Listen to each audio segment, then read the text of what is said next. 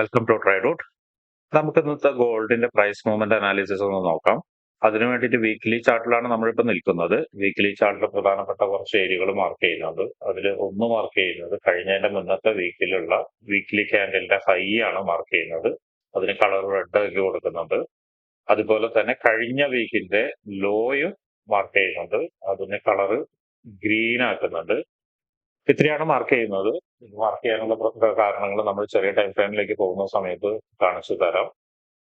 ഇനി day time ഫ്രെയിമിലേക്കാണ് പോകുന്നത്. Day time ഫ്രെയിമിലെ പ്രധാനപ്പെട്ട ഏരിയകൾ മാർക്ക് ചെയ്യുന്നത്. ഒന്ന് റെസിസ്റ്റൻസ് ഏരിയ ആണ്. റെസിസ്റ്റൻസ് ഏരിയ എന്ന് പറയുന്നത് ഒരു കഴിഞ്ഞ തവണകളൊക്കെ മാർക്ക് ചെയ്ത അതേ ഏരിയ തന്നെയാണ് മാർക്ക് ചെയ്യുന്നത്. റെസിസ്റ്റൻസ് ഏരിയ മാർക്ക് ചെയ്യുന്നുണ്ട്. അറിയാം, ഇവിടെ നിന്നും വളരെ നല്ല രീതിയിൽ സപ്ലൈ കിട്ടിയിരുന്ന ഒരു ഏരിയ ആണ്. അവിടേക്ക് അപ്രോച്ച് ചെയ്യുന്നുണ്ട് മാർക്കറ്റ്.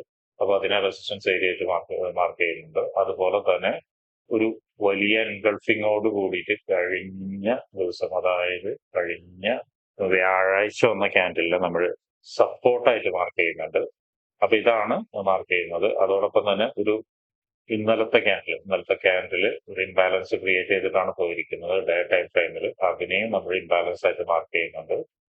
ഇത്രയാണ് നമ്മളിപ്പോൾ ചെയ്യുന്നത്. ഇനി നമുക്ക് ചെറിയ ടൈം ഫ്രെയിമിലേക്ക് പോയിട്ട് ബാക്കിയുള്ള അനാലിസിസും കാര്യങ്ങളെല്ലാം നടത്താം. അതിനു മുന്നേ ഇന്നത്തെ പ്രധാനപ്പെട്ട ന്യൂസുകൾ എന്തൊക്കെയാണെന്നുള്ളത് നോക്കിയിട്ടൊന്ന് തിരിച്ചു വരാം. ഇന്ന് കാര്യമായി ഗോൾഡിന് ഇമ്പാക്ട് ചെയ്യുന്ന ന്യൂസുകളൊന്നും വരുന്നില്ല. CHF CPI മന്ത്ലി വരുന്നുണ്ട്. അതുപോലെ GBP പാർലമെന്റ് ഇലക്ഷൻ ആണ്, ഇലക്ഷൻസിന്റെ റിസൾട്ട് ആണ്, അല്ലെങ്കിൽ പാർലമെന്റ് ഇലക്ഷൻ ബേസ് ചെയ്തിട്ടുള്ള ന്യൂസ് ആണ് വരുന്നത്. USD ബാങ്ക് ഹോളിഡേ ആണ്. അതായത് ഇന്ന് മാർക്കറ്റ് മൂവ് ആവാനുള്ള സാധ്യത വളരെ കുറവായിരിക്കും. ഒരു കൺസോളേഷൻ പീരീഡിലായിരിക്കും കൂടുതലുണ്ടാവുക, പ്രത്യേകിച്ച് USD, അതായത് US ബാങ്ക് ഹോളിഡേ ആയതുകൊണ്ട്. അപ്പൊ ഇന്ന് കാര്യമായിട്ട് മാർക്കറ്റിനെ ഇമ്പാക്ട് ചെയ്യുന്ന ന്യൂസുകളൊന്നുമില്ല. ഇനി നമുക്ക് ചാർട്ടിലോട്ട് വരാം. ചാർട്ടിലോട്ട് വരുന്ന സമയത്ത് നേരത്തെ പറഞ്ഞ പോലെ തന്നെ ഡേ ക്യാൻഡിൽ ഇപ്പൊ നിൽക്കുന്നത് വളരെ സ്ട്രോങ് ആയിട്ടുള്ള റെസിസ്റ്റൻസ് ഏരിയയിലാണ്. നോക്കിയാൽ കാണാം, ഒരു സപ്ലൈ സോണാണത്. പലതവണ ഇവിടെ വന്നിട്ട് വീണിട്ടുണ്ട്. ഒരു വലിയൊരു സപ്ലൈ കിട്ടി, വീണ്ടും അതിനെ അപ്രോച്ച് ചെയ്തു, വീണ്ടും അതിലേക്ക് വന്നു, വീണ്ടും അതിലേക്കാണ് വരുന്നത്.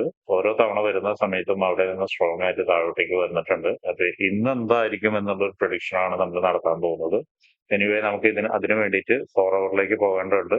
4 അവറിൽ പോകുന്ന സമയത്ത് ഒരു വീക്ക്നെസ് ഇവിടെ കാണിക്കുന്നുണ്ട്. പക്ഷെ അത് സ്ട്രോങ് ആയിട്ടുള്ള വീക്ക്നെസ് ആണോ എന്നുള്ളത് നമുക്ക് പറയാനായിട്ടില്ല. എന്നിവയെ നമ്മൾ ഇവിടെ എന്ത് ചെയ്യുന്നുണ്ട്, ഇതിനെ നമ്മൾ ഒരു റെസിസ്റ്റൻസ് ഏരിയ ആയിട്ട് മാർക്ക് ചെയ്യുന്നുണ്ട്.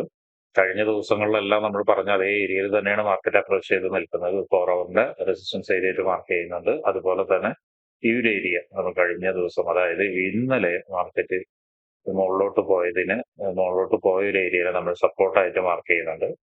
ഈ രണ്ടെണ്ണത്തിലായിരിക്കും കൂടുതൽ ഇന്ന് ട്രേഡ് നടക്കാനുള്ള വളരെ സാധ്യത കാണുന്നത്. അതിനു മുന്നേ നമുക്ക് കാണാവുന്ന ഒരു കാര്യമാണ്, ഒരു ഇംബാലൻസ് ഇവിടെ കിടക്കുന്നുണ്ട്. 4 അവറിന്റെ ഇംബാലൻസ് നമ്മൾ മാർക്ക് ചെയ്യുന്നുണ്ട്.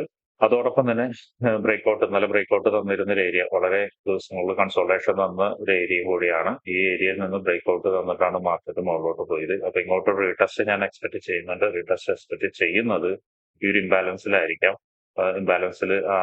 അപ്പൊ അതുകൊണ്ട് ആ ഒരു ഏരിയനെ ഞാൻ മാർക്ക് ചെയ്യുന്നുണ്ട്. കാരണം മാർക്കറ്റ് മുകളിൽ നിന്ന് ഒരു റീടെസ്റ്റ് വന്നു കഴിഞ്ഞു കഴിഞ്ഞാൽ ഇവിടെ നിന്ന് ഈ ഇംബാലൻസിലോ അല്ലെങ്കിൽ സപ്പോർട്ടിൽ നിന്നോ വന്നിട്ട് മാർക്കറ്റ് വീണ്ടും മുകളിലോട്ട് പോകാനുള്ള സാധ്യതയുണ്ട്. ഒരുപക്ഷെ ഇന്ന് അത് സംഭവിക്കും എന്നുള്ള കാര്യം നമുക്ക് കൃത്യമായിട്ട് പറയാൻ കഴിയില്ല.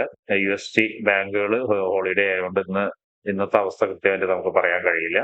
എനിവേ ഇങ്ങനെ വരാനുള്ള സാധ്യത വളരെ കൂടുതലാണ്. അത് മാത്രമല്ല, ഈ ഒരു ഇംബാലൻസിനെയും സപ്പോർട്ടിനെയും ബ്രേക്ക് ചെയ്ത് കഴിഞ്ഞാൽ, മുൻ ദിവസങ്ങളിൽ നമ്മൾ പറഞ്ഞിരുന്ന 2 ഇംബാലൻസുകൾ അവിടെയുണ്ട്, അതിനെയും എടുത്തു കഴിഞ്ഞ് പിന്നെ ഒരു മേജർ സപ്പോർട്ട് ഏരിയയിലേക്ക് എത്തിയിട്ട് വീണ്ടും മുകളിലോട്ട് പോകാനോ അല്ലെങ്കിൽ അവിടെ നിന്ന് ബ്രേക്ക് ചെയ്ത് താഴോട്ടേക്ക് വരാനുള്ള സാധ്യത മിക്കവാറും അത് ഇന്ന് സംഭവിക്കാനുള്ള സാധ്യത വളരെ കുറവാണ്. ഒരുപക്ഷെ നെക്സ്റ്റ് വീക്കിലായിരിക്കാം. എന്നാൽ പോലും മാർക്കറ്റിന്റെ ഇപ്പോഴത്തെ ഗതി അനുസരിച്ച് മാർക്കറ്റ് അപ് ട്രെൻഡിലേക്ക് പോകാനുള്ള ഒരു അപ്രോച്ച് നടത്തുന്നുണ്ട്.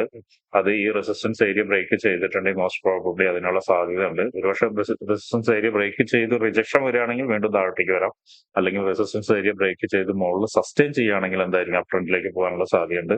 എന്തായാലും ഇന്നത്തെ എൻട്രി സാധ്യതകളെ കുറിച്ചിട്ട് നമുക്കൊന്ന് നോക്കേണ്ടതുണ്ട്. അതിനുവേണ്ടി നമുക്ക് എന്ത് ചെയ്യാം, 1 അവറിലേക്ക് പോകാം. 1 അവറിലേക്ക് പോകുമ്പോൾ ഇന്നലെ പറഞ്ഞ അതേ ഏരിയയിൽ നിന്ന് നമുക്ക് റിജക്ഷൻ കിട്ടിയിട്ടുണ്ട്. നൈറ്റിലാണ് കിട്ടിയിരിക്കുന്നത്. ഇന്ന് മാർക്കറ്റ് ഓപ്പൺ ചെയ്തിട്ട് അവിടെ വീണ്ടും അപ്രോച്ച് ചെയ്തിട്ട് ഒരു വീക്ക്നെസ് കാണിക്കുന്നുണ്ട്. പക്ഷെ നമുക്ക് ക്ലിയർ ആവണമെങ്കിൽ നല്ലൊരു സ്ട്രക്ചർ താഴോട്ടേക്ക് വരണം. താഴോട്ടേക്ക് വന്നു കഴിഞ്ഞാൽ ഞാൻ നേരത്തെ പറഞ്ഞ പോലെ തന്നെ ഇവിടെയാണ് ബൈ ഏരിയ. ബൈ ഏരിയയിൽ 1 അവറിലും എന്താണ് അവിടെ ഇംബാലൻസ് കാണിക്കുന്നുണ്ട്. അത് തന്നെയാണ് ബൈ ഏരിയ.